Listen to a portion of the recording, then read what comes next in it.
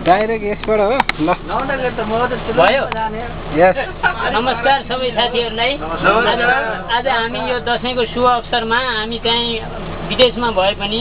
घर परिवारलाई छोडेर हामी आज विदेशमा छौँ बाध्यतावश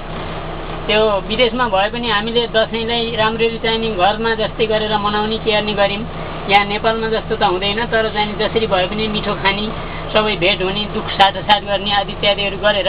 आज फेरि दशैंको अर्को दिन हामी चाहिँ घुम्नलाई दोहा जाँदैछौँ दोहा समुद्रमा गएर हामीले चाहिँ इन्जोय गर्ने चाहिँ एउटा खुसियाली मनाइराखेका छौँ र भविष्यमा पनि यस्तै चाहिँ मनाउन पाइराखोस् र हाम्रा दुःख व्यथा कथाहरूलाई पोख्न पाइराखोस् र नेपालको चाहिँ एउटा संस्कृतिलाई बचाएर राख्न पाइराखोस् भन्ने मेरो ठुलो इच्छा कामना गर्दै म यति बोल्न चाहन्छु ल नमस्कार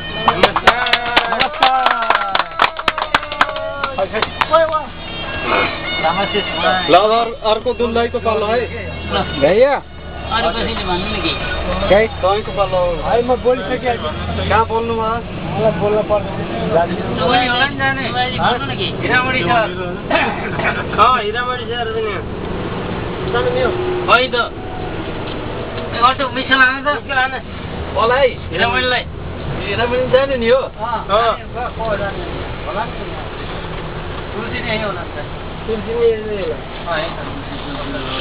हिरामणीलाई आएको त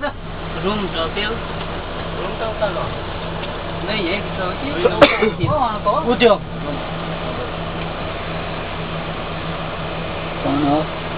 बराम त